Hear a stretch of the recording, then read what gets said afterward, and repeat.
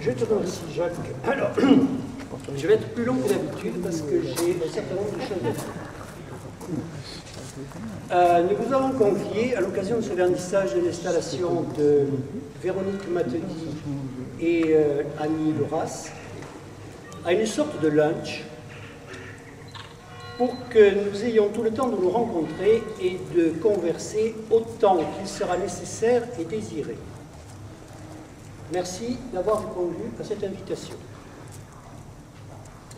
Vers 19h45, je présente le programme. Vers 19h45, nous pourrons aller dans l'église toute proche pour assister à un concert donné dans le cadre du 6e festival des troubadours chantent l'art roman en Languedoc-Roussillon.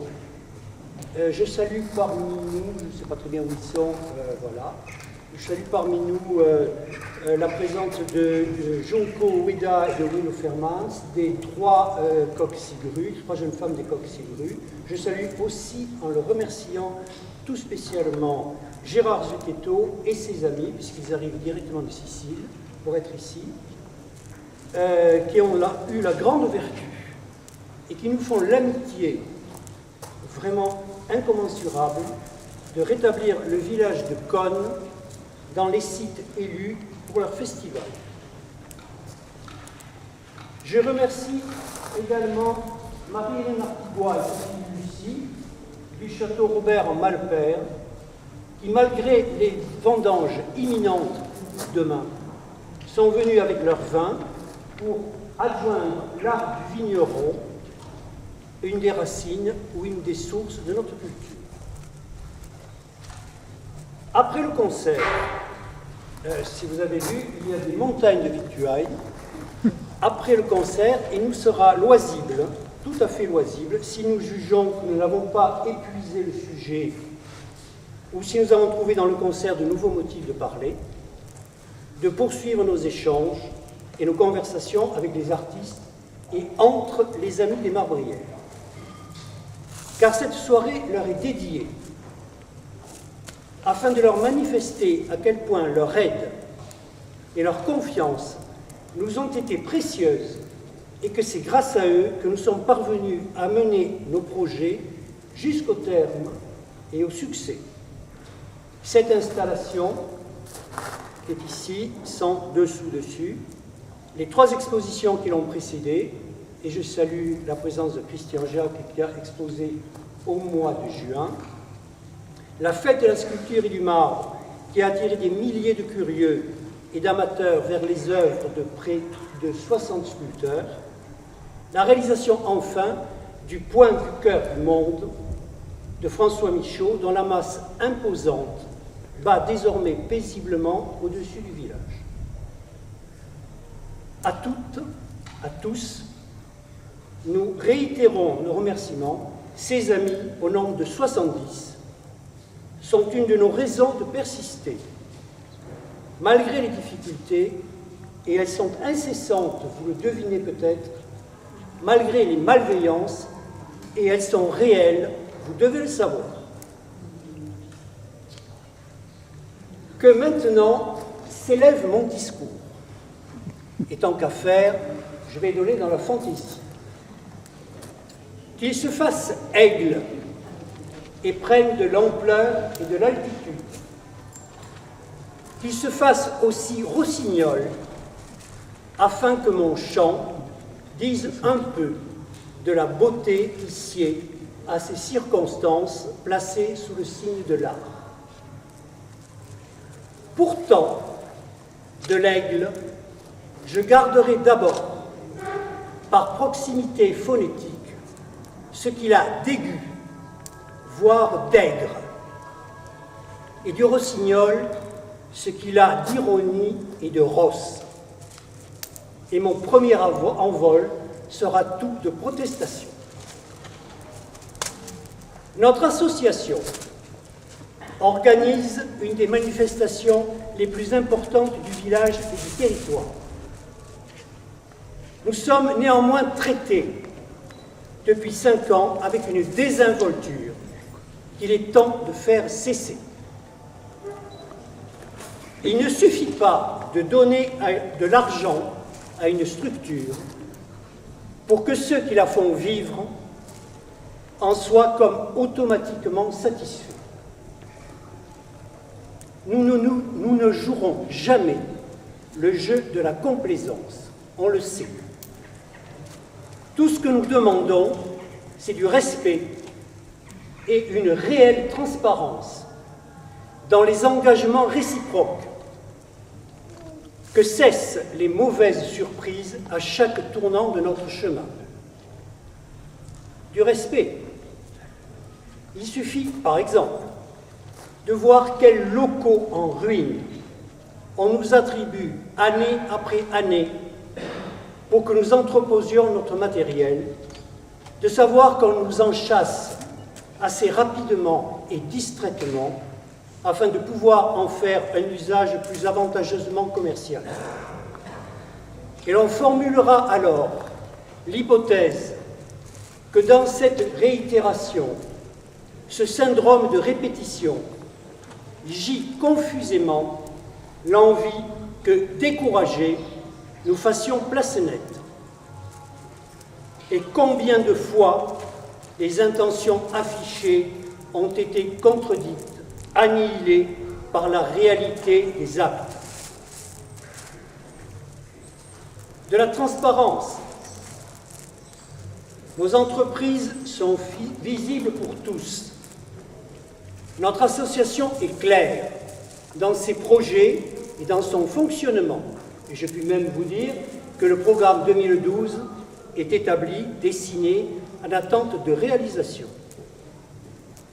On apprécierait que dans la petite presse locale, entre un historique de la géologie du marbre depuis la création de notre planète et une célébration de l'usage du casque et du gilet fluo en milieu théâtral marmoréen, il soit fait une place pour relater ce que nous accomplissons. Nous nous employons sans cesse à mettre sur pied des expositions, des repas, des concerts plutôt extraordinaires, à réaliser des affiches, à aller chercher des sculptures à des centaines de kilomètres, à mettre ici en contact un public avec des artistes et leurs œuvres. Je défie quiconque, lisant la rubrique locale de janvier à décembre, de s'en faire une idée. Tant d'inexactitudes, d'omissions, de violations de la vérité en atteint des sommets stratosphériques. Et nos protestations, comme celles de nombreux artistes que nous essayons de relayer, n'ont eu souvent pour effet que l'alourdissement de la chape du silence. Cet ostracisme buté, nous réclamons qu'il s'arrête et que soit établi enfin, selon un des principes de notre République, un traitement égal dans l'information. Mais voici que l'aigle rossignol, sans qu'on y prenne garde, s'est mis par mimétisme sans doute à croasser. Et son envol n'a été qu'une illusion. Prends de la hauteur et que ton chant trouve une once de beauté dont il n'aurait jamais dû perdre le sens. Mais ne fallait-il pas que, par souci de la cohérence, je ramène dessus un peu de ce dessous, avec quoi sans cesse nous sommes contraints de nous colleter. La hauteur de l'aigle et le chant du rossignol, ils sont nés dans le cœur de ce cloître où Véronique Matedi a tissé la semaine dernière, 5 jours durant, la clématite qu'elle avait tirée des bois proches de Revel. Cœur, cocon, chrysalide, œuf, cerveau, qui saurait le dire? Même pas elle. Dans certaines cosmogonies, on prête aux araignées de vastes pouvoirs démiurgiques d'accouchement de monde. Aussi, nous n'en finirions pas d'emprunter et d'explorer les possibles chemins et les pensées que ce tissage primordial a dessiné et fait naître. Pourtant, parce que ce tissage est primordial, parce qu'il est antérieur, en quelque sorte, à l'installation qui s'est, elle, déroulée ces 3 derniers jours, parce qu'il a été créé ici, parce que le temps quantifiable de cette réalisation entre dans la création au même titre que le volume obtenu, lui-même mesurable, parce que ce volume est troué de toutes parts, au point qu'on dirait qu'il n'enferme plus rien, que du vide, ou bien que tout ce qu'il enfermait s'est répandu alentour. Pour toutes ces raisons, dont la liste ne saurait être épuisée, la dimension du temps et celle de l'espace nous disent « il est une fois ».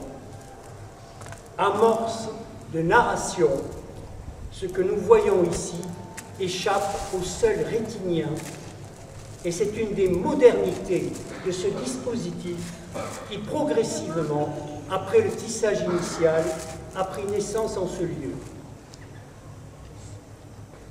Si je me donne la liberté de voir là un cerveau, alors je perçois des fantasmes.